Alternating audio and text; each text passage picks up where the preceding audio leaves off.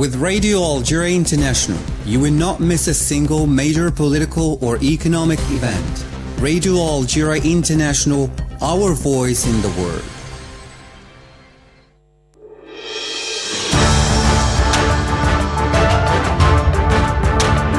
This is the English service of Radio Algeria International. It's time for the news. Foreign Affairs Minister Ahmed Attaf has reiterated Algeria's commitment to give a new impetus for the active role of the non-aligned movement, NAM, amid the current international economic situation. President Abdelmajid Tebboune has received the Mauritanian Minister of Foreign Affairs Mohamed Salim Ould Merzoug. Palestinian presidential spokesman Nabil Abu Rodeina has said that the series of daily killings by the Israeli occupation in Gaza is a comprehensive war of extermination against the Palestinian people.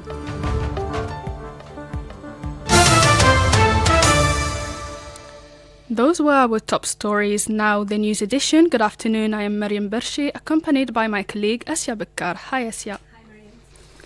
Foreign Affairs Minister Ahmed Attaf has underlined from Kampala, Uganda, Algeria's commitment to give a new impetus to the active role of the New Aligned Movement, NAM, amid the current international economic situation and to work in its capacity as non-permanent member at the Security Council to preserve the interest of the movement. In a statement at the preparatory ministerial meeting of the 19th Summit of the Non-Aligned Movement, Mr. Attaf stressed that the summit is an opportunity to give a new impetus to the active, effective and influential role of Algeria amid the current international situation. The President of the Republic, Abdelmajid Tebboune, has received the Mauritanian Minister of Foreign Affairs, Mohamed Salim Ould Merzoug. The meeting took place in the presence of the Director of Cabinet of the Presidency of the Republic, Mr. Boualam Boualam, and the Secretary General of the Ministry of Foreign Affairs and National Community Abroad, Lounas Magraman. In a statement to the press following his meeting with the President of the Republic, Mohamed Salim Ould Merzoug, said that this meeting provided an opportunity to pay tribute to the centuries-old bilateral relations established on the basis of blood ties and history between the two brotherly peoples. It was an honor for me to be received by President Abdelmajid Tebboune. At the meeting, the Algerian president highlighted Algeria's determination and commitment, people and state, to boosting bilateral relations between the two brotherly countries. And this is an opportunity to recall that the two brotherly countries share historic and close bilateral relations. That was the statement of the Mauritanian Minister of Foreign Affairs following his meeting with the President of the Republic. And Algeria's African policy has been the subject of several writings, publications, and even reports in the media. Algeria's diplomatic approach cannot be fully apprehended without a return to its past, and particularly the events that have made Algerian nationalism a struggle that has its deep roots in Africa and gives it a universalist spirit. Algeria contributed significantly to bailing out the African colonial domination from Africa. Africa served as a field for intensive diplomatic activity and a pivotal focus of Algeria and its diplomacy during and after the revolution, which earned its leadership over third world countries. In this context, thanks to its liberation struggle, Algeria gained historical legitimacy, which allowed it to play a prominent role in the African arena. The Algerian foreign policy after the restoration of national sovereignty inherited this legitimacy, which was used in the liberation of Africa from all forms of domination. The war in Gaza has entered its 103rd day, and the rocket and artillery attacks on the Zionist occupation army continue in different areas of the region. As the Zionist aggression on the besieged enclave continues, the death toll continues to rise, with the number of people killed in the Gaza Strip since the start of the Zionist occupation assault on October 7th has so far risen to 24,285. At least 61,154 people have been wounded and thousands are reported missing. More with Said Bourazi. The savage Zionist aggression on the defenseless population of the besieged Gaza Strip is going on unabated for the 103rd consecutive day, with dozens of victims, most of them women and children, and massive destruction of streets, public buildings, and private property. At least 13 civilians were killed and others were injured late last night in the continuous Zionist strikes and artillery bombardment of Khan Yunis in the southern Gaza Strip, raising the number of people killed since yesterday morning to 23. The reported number of victims in the besieged enclave might not count all casualties due to incomplete coverage as a result of the ongoing intensive shelling by the Zionist occupation forces and the repeated complete interruptions of communications and internet services. In the war-stricken Gaza Strip, where 1.9 million inhabitants have been displaced, according to the UN, the population is lacking everything in the code that has hit the region. More than 1,000 cases of hepatitis C have been detected, and the intensive care units that are still operational are experiencing a rate of occupation of 340%. On Monday, UN Secretary General Antonio Guterres launched a new appeal for an immediate humanitarian ceasefire. You're still listening to Radio Algeria International, 14 hours 36 minutes, Algiers time. The President of the Republic, Abdelmajid Tebboune, has received the Deputy Minister of the Business Council of the State of the People's Republic of China, according to a press release. The meeting took place in the presence of the Director of Cabinet of the Presidency of the Republic and the Secretary General of the Ministry of Foreign Affairs. The Palestinian health authorities have said that at least 350,000 chronically ill patients are not receiving their medication because of the continuing Zionist aggression against Gaza. Health Authority spokesman Ashraf Al-Qudra warned of serious health complications that could worsen patients' conditions, calling on international organizations to urgently provide medicines. Ashraf Al-Qudra had previously announced the exhaustion of anesthetic nitrous oxide gas in operating theaters and a serious shortage of other medical supplies. Palestinian and international health and human rights organizations have warned of the collapse of the health system in Gaza as a result of the ongoing Zionist aggression. And 3 Palestinians were killed at dawn today in a Zionist drone strike targeting a vehicle near Balata refugee camp east of Nablus in the occupied West Bank. More with Said Bouazi. Sources said that a drone targeted the vehicle near the Barada junction near Balata camp, completely burning it and resulting immediately in the killing of 3 men. The occupying forces surrounded the vehicle by several military jeeps and opened fire on Palestinian Red Crescent ambulance crews and prevented them from reaching the burning vehicle. The Red Crescent said that it was able to reach the vehicle after the occupation forces withdrew from the area. The Zionist occupation forces had stormed the Balata refugee camp, accompanied by military vehicles, amid airstrikes and overflights by planes and drones, leading to violent confrontations between the camp's residents and the occupation forces. The confrontations reportedly began at the camp's southern entrance and later spread to several neighborhoods. Occupation soldiers fired live ammunition, stun grenades, and tear gas bombs heavily during the assault. However, no injuries were reported. Explosions were also heard in the camp during the offensive. 2 houses belonging to 2 families in the said camp were also raided during the military incursion. Elsewhere in the village of Maghayir El Ubaid in Masafar Yatta, south of El Khalil, Jewish settlers today attacked the home of an elderly Palestinian woman and severely assaulted her. Her son told the Wafa news agency that a group of Jewish settlers from the illegal settlement of Hafat Ma'on, which was built on citizens' lands and property south of El Khalil, broke into our house, severely beat up my mother, Nuzhat Al-Najjar, 75, and stole 3 sheep. Settlers also detained the mother's 2 siblings during the raid. Still in the occupied West Bank, Zionist occupation forces continue their aggression against the city of Tulkarem and its camp, causing massive destruction to Palestinians' property and infrastructure. And the High Representative for Foreign Affairs and Security Policy of the European Union, Josep Borrell, has said that the absolute priority now is to prevent a new de facto forced displacement out of Gaza, which he underlined is legally forbidden and morally unacceptable. He warned of applying double standards in their treatment of the issue of Gaza, which is subjected to vicious Zionist aggression. He stated, "We cannot disregard Gaza while we resort to the international law in Ukraine."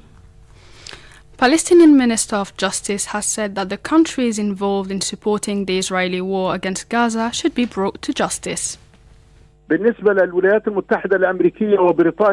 Regarding the United States and the United Kingdom, there is a complicity and unlimited support for the declared war against the Palestinian people in the Gaza Strip by providing internationally prohibited weapons, notably the white phosphorus, and also for their inaction in the face of this savage war. Thus, in the current war against the Gaza Strip, the support of the United States and the United Kingdom is considered in international law a crime of incitement and support with the use of internationally prohibited weapons.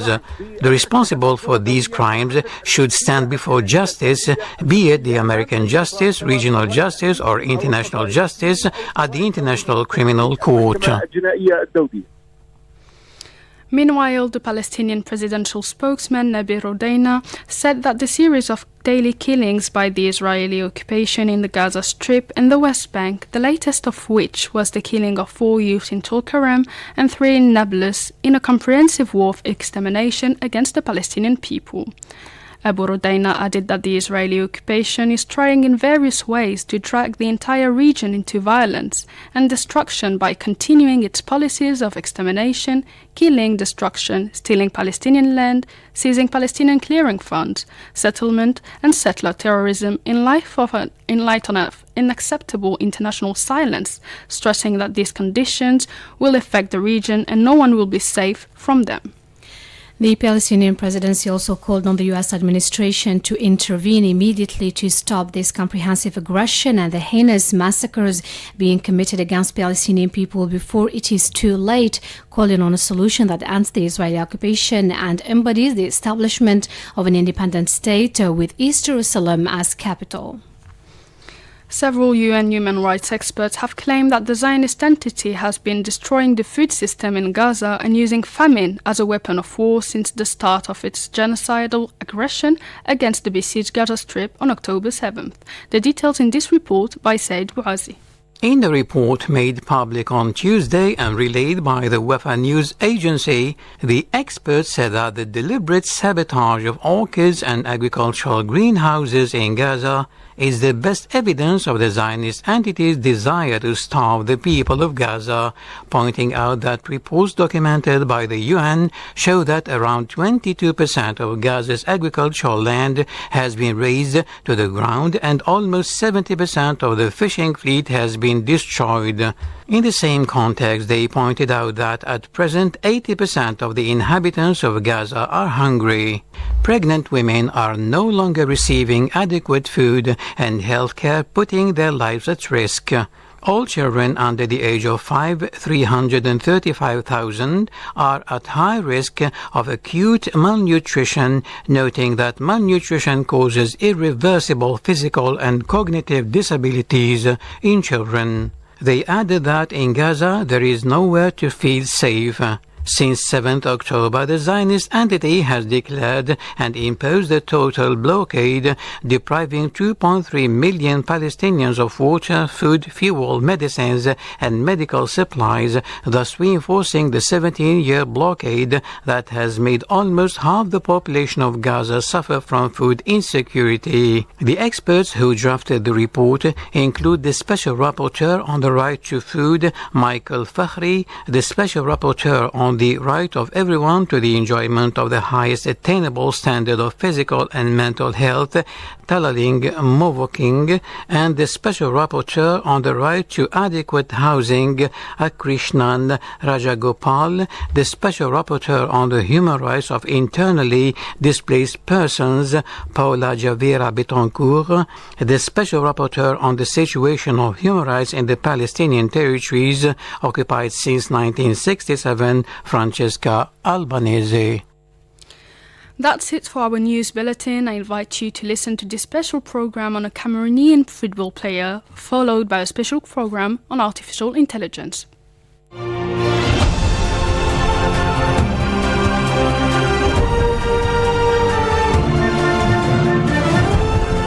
In today's broadcast, we'll highlight the meritorious sporting career of former great Cameroonian goalkeeper, namely Thomas Nkono.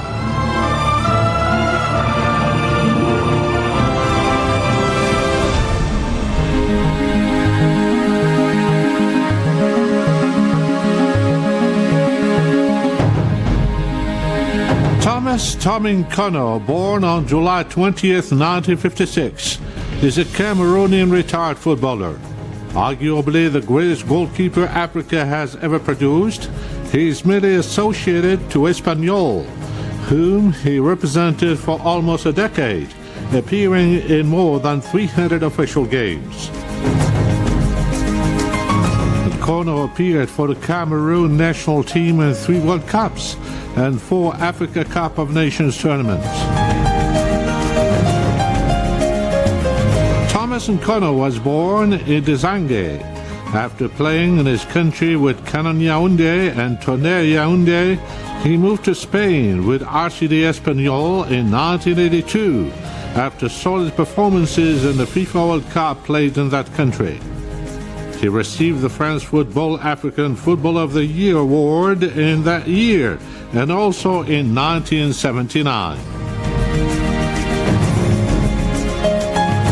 With the Catalans, Nkono hardly ever missed a game, going on to amass more than 300 official appearances. In the 1988-1989 season, however, he was not able to help prevent the club's La Liga relegation, and by the time it returned to the top division, he was already second choice to a younger Vicente Buriun. Thomas Nkono would play 3 more years in Spain, incidentally also in Catalonia, with CE Sabadell, FC second level, and CE L'Hospitalet. He retired already in his 40s with Club Bolivar from Bolivia and subsequently returned to his main club as a goalkeeping coach, helping develop young talent and countryman Carlos Kamene. Thomas Nkono placed second in IAAFHS African Goalkeeper of the Century elections behind Joseph Antoine Bell. In his international career, Cameroonian international for almost 2 decades, Thomas Nkono played in 3 World Cups, 1982, 1990 and 1994. In the first 2, he was the undisputed starter, as the nation went out in group stage without losing a match and valiantly exited in the quarterfinal match against England respectively. In the very last minute of the 1994 edition's preparations, the 39-year-old was called as backup to Bell and did not play. Thomas Nkono, who was the national-sized goalkeepers coach, also worked briefly as interim manager after German Otto Pfister resigned in protest. The following month, as Paul Le Guen took the reins of the team, he was reset in his old post. In 2002, Nkono was arrested by riot police for allegedly using black magic prior to the Africa Cup of Nations semi-final match against Mali 3-0 win. He was dragged onto the running track after stepping onto the pitch at the 26 March Stadium alongside coach Wilfried Schaffer and eventually received a 1-year ban, which was then lifted, although he was not allowed to sit on the bench for the final. There was speculation that an object found in his pocket was a black magic charm aimed at helping Cameroon's cause. Thomas Nkono was a tall, strong, dynamic, and athletic goalkeeper who was known in particular for his speed, agility, reactions, and ability to produce spectacular and acrobatic saves. One of his most notable characteristics was Nkono's ability to come out and punch the ball with power when crosses were delivered into the area. His unique, instinctive, and aggressive style inspired Gianluigi Buffon as a youngster. A commanding presence in goal, Thomas Nkono also stood out for the composure, confidence, and leadership throughout his career and was nicknamed the Black Spider. In addition to his goalkeeping ability, he was also known for wearing long track pants instead of shorts. In his personal life, Italian ace goalkeeper Buffon declared he decided to play in the goalkeeping position after seeing Nkono's performances at the 1990 World Cup. In addition, he named his first son, Luis Tomo, in the Cameroon's honor. In addition, Thomas Nkono was named African Player of the Year in 1979 and in 1982.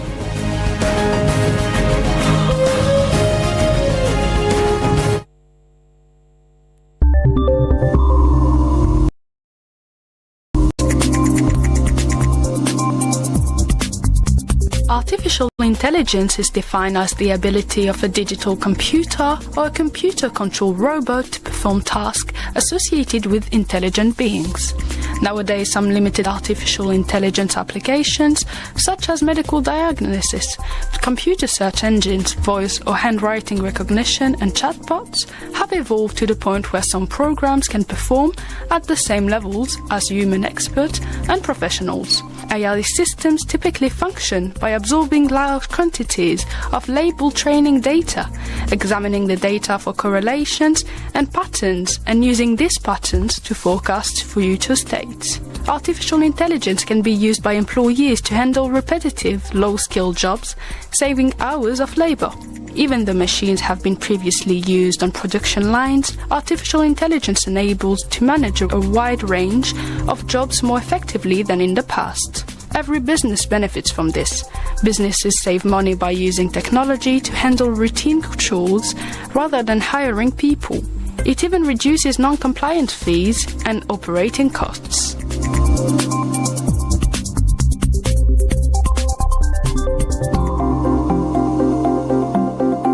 Artificial intelligence is applied in many sectors, from digital marketing to healthcare. Depending on the activity, the kind of level of AI required will vary. For example, automating emails will require less processing power than going through a registry of patient information. AI is used not only for sorting information, but also for academic research and facial recognition. In addition, devices using AI are also used outside of the work sphere. Smart devices using AI can lower electricity costs and facilitate easier household management. Artificial intelligence was limited to sci-fi literature, video games, and motion pictures just a few years ago.